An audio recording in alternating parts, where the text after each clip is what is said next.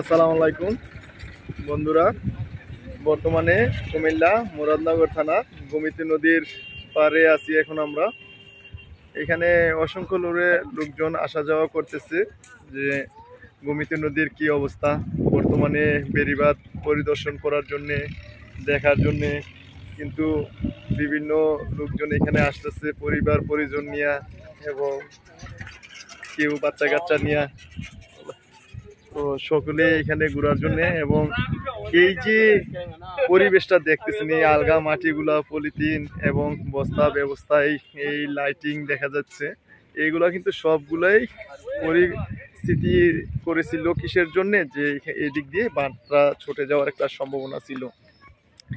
রাস্তার থেকে কিন্তু বর্তমানে 4 ফুট ওসা কিন্তু বেড়িবাঁধটা নির্মাণ করা হয়েছে, এদিক দিয়ে ছুটে যাইতেছিল।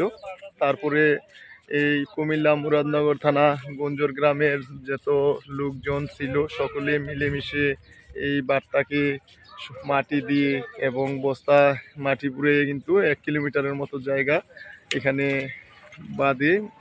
তো আর না হলে এই যে পার্শ্ববর্তী গ্রাম গঞ্জর গ্রামটা কিন্তু পানির সাথে দুলুশস হয়ে যেত। যেমন বুড়িচং, যেইভাবে বুড়িচং মানুষ ত্রাণ নিয়ে শুধু যাচ্ছে, আজকে কিন্তু বুড়িচংয়ের চিকা ভয়াবহ অবস্থায় কিন্তু হয়ে যেত এই গঞ্জর গ্রামটা।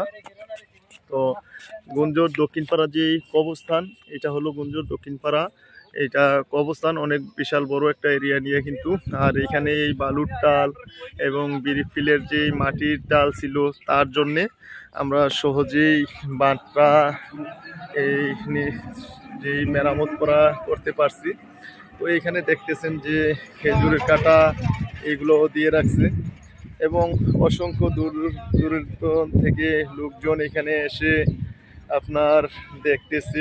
কিসের জন্য? অনেক ভয়ভীতিতে কিন্তু লোকজন ছিল যে এই বাঁধ ছুটে গেলে তো বিভিন্ন গ্রাম এবং গ্রামের লোকজন এখানে অস্তিত্ব হয়ে যেত। তো যারা যারা ভিডিওটা দেখতেছেন লাইক করবেন, কমেন্ট করবেন, শেয়ার করবেন। আর এখন কিন্তু গোমতী নদীর পানি বিপদসীমার থেকে একটু কমে আছে যে কুমিল্লা মুরাদনগর থানার দিক দিয়া। আবার আসমানের অবস্থানটা কিন্তু ভালো দেখা যাচ্ছে না। যদি বৃষ্টি আসে, তো বৃষ্টি আসলে কিন্তু আবার এই আলগা মাটি দিয়ে তো এগুলা বাঁধগুলা মেরামত করা হয়েছে, তখন কিন্তু আবার বৃষ্টি আসলে বাঁধগুলা আবার অনেক সমস্যা দেখা দিতে পারে। এগুলা কিন্তু সব আলগা মাটি দিয়ে মেরামত করা হয়েছে। তো আপনারা দেখতে পাইতেছেন যে কিভাবে বস্তা এবং এই যে আইলের যে পরিবেশ, এই পরিবেশ এগুলো সব আলগা মাটি ছিল। আর এখানে বর্তমানে এখন এই বাঁধের অবস্থান কিছুটা ভালো আছে। যদি বৃষ্টি আসে তাহলে কিন্তু আবার ঝুঁকির মাঝে চলে যেতে পারে।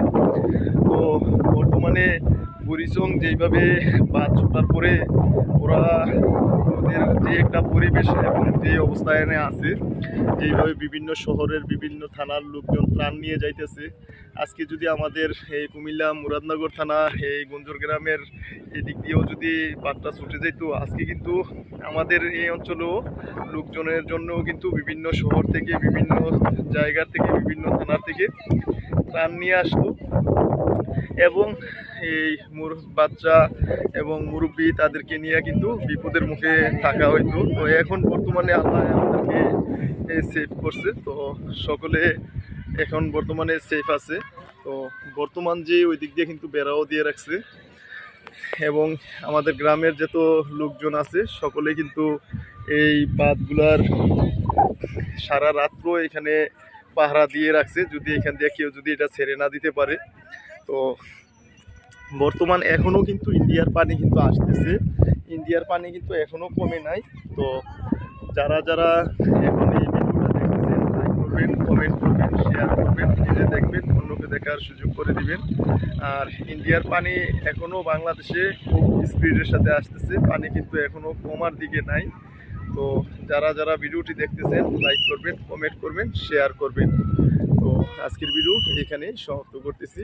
সকলে ভালো থাকবেন।